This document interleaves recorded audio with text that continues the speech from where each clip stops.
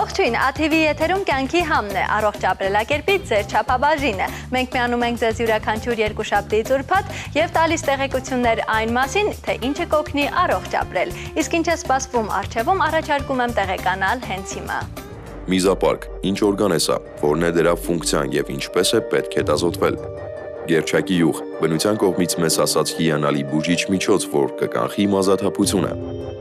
Որ պարզ գործընթացն ըստ գիտնականների կօգնի մոռանալ անհաջողությունների մասին ու դրական նայել բարդ իրավիճակներին, ինչ են պարզել նրանք, որ կարող է իմանալ ցանկացած մարդ ու օգուտներ քաղել։ Այս եւ այլ մանրամասներին տեղեկացեք մեր եթերում։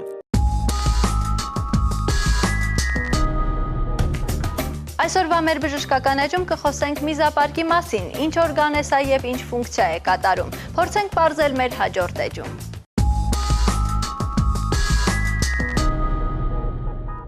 Այսօր կխոսենք միզապարկի մասին։ Միզապարկը դա կենտ օրգան է, որը տեղակայված է կոնքի խոռոչի հատակում։ Նա իրենից ներկայացնում է մկանային օրգան, որը կազմված է 3 շերտերից՝ լողձաթաղանթից, մկանային շերտից եւ շրջային թաղանթից։ Միզապարկի տարողությունը 150-ից 320 մլ է։ Միզապարկի ձևը չափսերը կախված են լցվածությունից։ Բորբոքային հիվանդությունների դեպքում պրոցեսի մեջ ընդգրկվում է միզապարկի լողձաթաղանթը, իսկ ծանր դեպքերում կարող են 3 շերտերն էլ ընդգրկվել բորբոքային պրոցեսի մեջ։ Միզապարկը սահմանված է տղամարդկանց մոտ սերմնաբշտերով եւ ուղիղ աղիքով, կանանց մոտ միզապարկի առջևից գտնվում են արգանդն ու հեշտոցի վերին հատվածը, իսկ միզապարկից ետ գտնվում է ուղիղ աղիքը։ Միզապարկի սոնոգրաֆիկ հետազոտությունը կատարվում է ինչպես ախտորոշված միզասեռական համակարգի հիվանդությունների դեպքում, այնպես էլ գանգատների դեպքում, որոնք վկայում են միզասեռական համակարգի հիվանդության մասին։ Կատարվում ենք սոնոգրաֆիկ հետազոտություն միզապարկի նաև պոլիպների գոյացությունների դեպքում, մեզի բացասական անալիզի պատասխանի դեպքում, մեզի մեջ արյան ատկայության դեպքում, միզապարկի քարերի ատկայության դեպքում, դիվերտիկուլների դեպքում, որոնք իրենցից ներկայացնում են լողձաթաղանթի աղտափխկումներ, այսպես հեղուկով լցված պարկեր միզապարկի հարևանությամբ։ Հետազոտությունը կատարվում է նաև շագանակագեղձի բորբոքումների, պրոստատիտների, ինչպես նաև շագանակագեղձի ադենոմաների ժամանակ։ Միզապարկի հետազոտության առավելությունը սոնոգրաֆիկ կայանում է նրանում, որ միզապարկը հետազոտելիս մենք կարող ենք զուգահեռ հետազոտել տղամարդկանց ոչ շագանակագեղձն ու սերմնաբշտերը, կնոջ մոտ արգանդն ու ձվարանները։ Միզապարկի հետազոտությունը կատարվում է լիքը միզապարկով։ Միզապարկը կարելի է լցնել 3 ճանապարհով։ Դա ֆիզիոլոգիական ճանապարհն է, երբ մոտավորապես 3-ից 4 ժամ միզարձակման բացակայություն է լինում մարդու մոտ, այդ դեպքում նա ֆիզիոլոգիական ճանապարհով լցվում է։ Երկրորդը դա 1-2 ժամվա ընթացքում օգտագործում են լիտրոկես քանակությամբ հեղուկ, որի հետևանքով լցվում է միզապարկը։ Եվ երրորդը միզամուղների միջոցով նույնպես կարելի է միզապարկը լցնել, սակայն դա որոշակի սահմանափակումներ կան երիկամային եւ սիրտանոթային հիվանդություններ ունեցող հիվանդների մոտ։ Միզապարկի հետազոտությունը կատարելուց հետո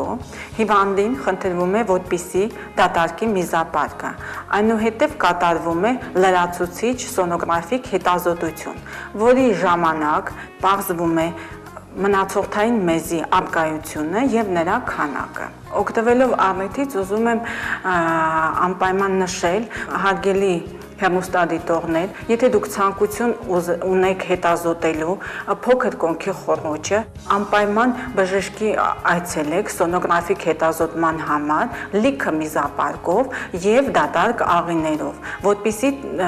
լիարժեք լինի թե տեսանելիությունը, թե կատարված սոնոգրաֆիկ հետազոտությունը։ Մեր կենտրոնում ակցիայի շրջանակներում կատարվում է վահանաձև գեղձի, ինչպես նաև երիկամների մեկամսյա անվճար սոնոգրաֆիկ հետազոտություն։ Մաչելի տարբերակով կատարվում է կրծքագեղձերի, որովայնի եւ փոքր կոնքի խոռոչի սոնոգրաֆիկ հետազոտություն, ինչպես նաև անոթների դուպլեքս հետազոտություն։ հետազոտվեք եւ առողջ եղեք։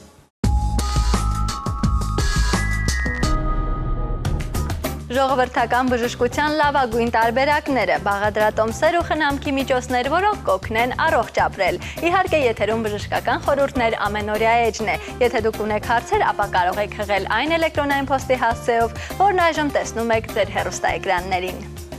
Բուժական ինչ միջոցի խորհուրդ կտակ դիմել հաճախակի անգինայով հիվանդանալու դեպքում։ Լիա Կիրակոսյան։ Անգինան ինքը իրենից այն հիվանդությունն է, որը վիրուսային հիվանդություններից հետո, գրիպից հետո երկրորդ տեղում է գտնվում եւ ինքը չի կարելի ասել, որ թեթև հիվանդություն է, դա ինքը կարող է առաջացնել լուրջ խնդիրներ հետագայում եւ ռևմատիզմի եւ թոքերի բորբոքումների, ինքը իրենից ներկայացնում է վերին շնչուղիների բորբոքում եւ այդ ժամանակ ունենում է բարձր ջերմություն, ինքնազգացողությունը վատանում է եւ այդ դեպքում ժողովրդական բժշկությունը խորհուրդ է տալիս օգտագործել լիմոնի աղ, ընդ որում մեկ բաժակ ջրի մեջ, գոլ ջրի մեջ ավելացնում ենք դանակի ծայրով մի փոքր լիմոնի աղ եւ ամեն 1 ժամը մեկ անընդհատ ողողում եւ թափում այդ լուծույթը։ Պետք է կատարել խորը ողողում, որպեսզի ինքը շատ ավելի էֆեկտիվ լինի։ Բացի այդ, ժողովրդական բժշկությունը խորհուրդ է տալիս օգտագործել խնձորի քացախի բաղադրությունը։ Ուղղակի խնձորի քացախը ավելացնում ենք հավասար չափաբաժնով ջրի հետ եւ անպայման նորից կատարում խորը լվացում։ Ընդ որում ասեմ, որ ամեն ժամը մեկ, եթե կատարեք, հաջորդ օրը կտեսնեք, կարծես այդ հիվանդությունը ձեզ չի էլ մոտեցել։ Միաժամանակ պետք է օգտագործել նաեւ այսպիսի բաղադրություն։ Վերցնել ալոեի տերևներ, անջատել ալոեի տերևների կեղևային մասը, թողնել մսայինը եւ վրան լցնել շաքարի փոշի կամ շաքարավազ, այնպես որ ինքը ծածկի։ 1 օր հետո այդ ալոեից դուրս է գալիս հյութ եւ քամելով, բացի այդ մարլայով նաեւ ալոեի մսային հատվածը ճզմելով հանում ենք հյութը եւ այդ հյութը կարող եք խմել օրը 1 ճաշի գթալ 3 անգամ։ Շատ են այն խնամքի միջոցները, որոնց ստեղծման արդյունքում օգտագործվել է հենց գերչակի յուղը։ Այդ է պատճառը, որ այսօր անդրադարձանք գերչակի յուղին։ Առաջարկելու ենք ձեզ տարբեր խնամքի միջոցներ, որոնք հիմնված են գերչակի յուղի կիրառման վրա։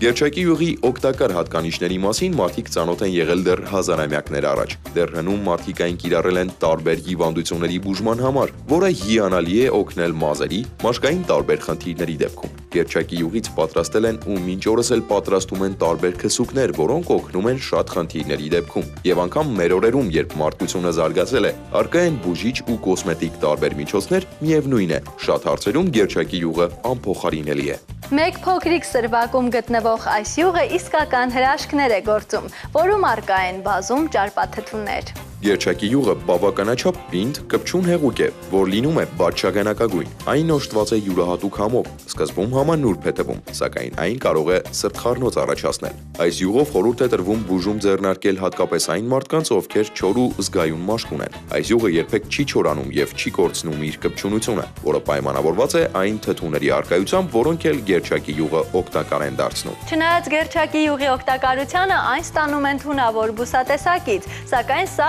առիթ չի տալիս, որպեսզի մենք վախենանք, քանի որ մշակման արդյունքում այն կորցնում է թունավոր նյութերը։ Իզուր չէ, որ բազում երկրներում կան բուժման տարբեր միջոցներ, հիմնված գերչակի յուղի օգտագործման վրա։ Մարդիկ այն կիրառել են ու մինչ օրս էլ կիրառում են որպես աղեստամոքսային համակարգը թուլացնող ու փորկապությունը վերացնող միջոց։ Գերչակի յուղը օգտագործում են նաև մրսածության, բրոնխիտի ժամանակ։ Նման դեպքում տաքացված գերչակի յուղով տրորում են հիվանդի մաշկը։ Շատ դիետոլոգներ այն խորհուրդ են տալիս նաև օրգանիզմի մաքրման համար, բայց մինչ այն խմելը նախ խորհրդակցեք բժշկի հետ, քանի որ այն նաև հակացություններ ունի։ Գերչակի յուղ խորհուրդ է տրվում գնել դեղատներից, ուշադիր եղեք նաև պատրաստման տեխնիկային։ Լավ կլինի, եթե այն ստեղծված լինի սառը սեղմվածության արդյունքում։ Եթե ձեր մաշկինի հայտ են եկել մանր կնճիռներ, ապա օգտվեք այս յուղից, սկսելով այն պրոբլեմատիկ հատվածներում։ Այն հարմար է օգտագործել նաև վերքերի, այրվածքների ժամանակ։ Գերչակի յուղը հիանալի է օգնում նաև մազերի որակը լավացնելու, մազաթափությունը վերացնելու, թարթիչների ու հոնքերի աճը լավացնելու հարցում։ Եթե դուք կոշտուկներ ունեք, ապա տրորեք կոշտուկներն այս յուղով 1 ամիս շարունակ։ Դե իսկ մազերի որակը լավացնելու ու մազաթափությունը վերացնելու համար կարող եք օգտվել հետևյալ բաղադրատոմսից։ Գերչակի յուղին ավելացրեք 1 հատ ձու, 1 ճաշի գթալ կոնյակ, քսեք այն գլխամաշկին, մի փոքր մերսեք ու սրբիչ փաթաթեք։ Այս դիմակից օգտվեք 1 ամիս շարունակ, ամեն շաբաթ, այնուհետև ընդմիջեք 10 օր ու կրկին շարունակեք։ Իդեպ գերչակի յուղը օգնում է նաև եղունգների փխրունության դեպքում։ Հաճախ կարող եք գերչակի յուղով պարզապես մերսել եղունգները։ Որ գործընթացն ըստ գերմանացի գիտնականների կօգնի մոռանալ անհաջողությունների մասին ու դրական լիցքեր ստանալ։ Ինչ են բացահայտել նրանք իրենց նոր փորձարկումներով, դիտում ենք ու տեղեկանում։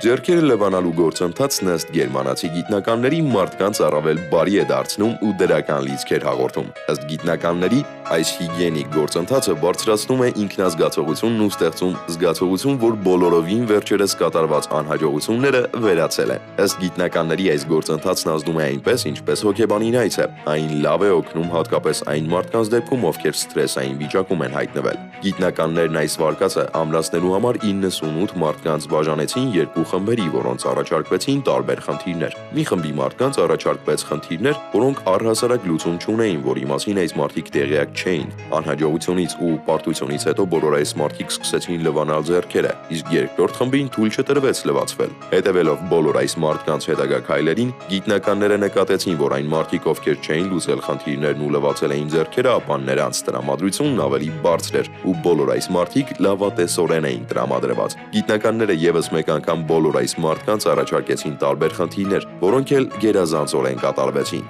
Գիտնականներն ասում են, որ ձեռքերը լվանալու գործընթացը ոչ միայն ֆիզիկապես է մաքրում, այլև հոգեպես։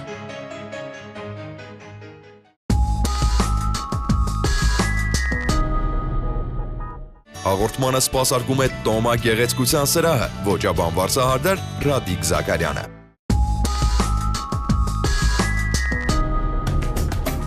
Ավարտին մոտեցավ եւս մեկ հաղորդում, սակայն մենք կհանդիպենք շատ շուտով եւ նոր բացահայտումներով ու օգտակար խորհուրդներով։ Դուք դիտում եք Կյանքի համը, ձեզ հետ է Նոնան, կհանդիպենք։